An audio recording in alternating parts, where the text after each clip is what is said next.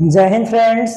मैं चित्रंजन कुमार कामयाबी coaching centre में आप सभी लोगों का स्वागत है। आज हम इस वीडियो में क्लास 10 सब्जेक्ट साइंस यानी कि विज्ञान में आपको ऑब्जेक्टिव प्रश्न बताएंगे। तो आइए शुभारंभ करते हैं। आपके सामने क्वेश्चन नंबर 1 है, सबसे कठोर प्राकृतिक पदार्थ कौन है? कठोर का मतलब सबसे हार्ड। तो ऑप्शन ए में है सोना, बी में है लोहा, सी में है चांदी और डी में है हीरा। इसको राइट आंसर हो जाएगा ऑप्शन डी। ऐसे रंग दीजिए। इनकी हीरा जो है जी, इनके डायमंड वो सबसे कठोर पदार्थ है। क्वेश्चन नंबर 2 है, पौधों में गैसों का आदान प्रदान होता है किसके द्वारा होता है? ए में है टहनी, बी में है रंध्र, सी में है तना और डी में है जड़। इसको राइट आंसर हो जाएगा ऑप्शन बी यानी कि रंध्र द्वारा पौधों में गैसों का आदान प्रदान होता है। क्वेश्चन नंबर 3, समतल दर्पण द्वारा बना प्रतिबिंब कैसा होता है? ऑप्शन ए में है काल्पनिक या आभासी, बी में है वास्तविक, सी में ए एवं बी दोनों काल्पनिक भी और आभासी भी और डी में है इनमें से कोई नहीं। इसको राइट आंसर हो जाएगा ऑप्शन ए यानी कि समतल दर्पण द्वारा जो प्रतिबिंब बनता है, प्रतिबिंब क्या छाया वो हमेशा काल्पनिक होता है जी। क्वेश्चन नंबर 4 है, आयोडीन की कमी से कौन सा रोग हो जाता है? ऑप्शन ए में एड्स, एड्स का फुल फॉर्म पूछता है acquired immune deficiency syndrome, B में स्कर्वी, स्कर्वी तो विटामिन सी की कमी से होता है, सी में है घेंघा और डी में मधुमेह।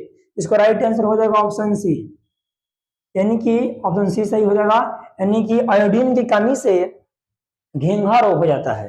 क्वेश्चन नंबर 5 है, पवन विद्युत यंत्र में पवन की चाल यानी स्पीड कम से कम कितनी होनी चाहिए? ए में 150 किलोमीटर प्रति घंटा, बी में है 15 किलोमीटर प्रति घंटा, सी में है 1.5 किलोमीटर प्रति घंटा और डी में है 1500 किलोमीटर प्रति घंटा। इसको राइट आंसर हो जाएगा ऑप्शन बी यानी कि विद्युत यंत्र में पवन की चाल कम से कम 15 किलोमीटर प्रति घंटा होना चाहिए। कम से कम है बाबू, इनको इसका स्पीड से चलना चाहिए।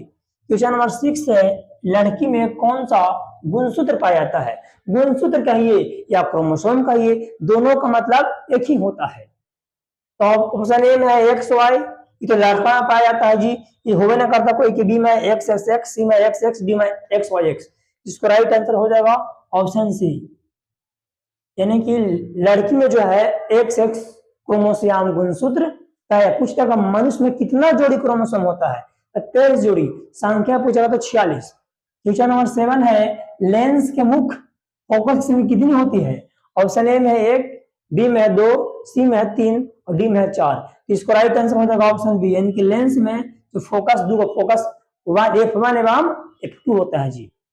क्वेश्चन नंबर 8 है, डायलिसिस मशीन द्वारा रक्त की शुद्धिकरण प्रक्रिया क्या कहलाती है? ऑप्शन ए में सेलोफोन, बी में डायलाइजर, सी में हीमोडायलिसिस और डी में डायलाइसेट।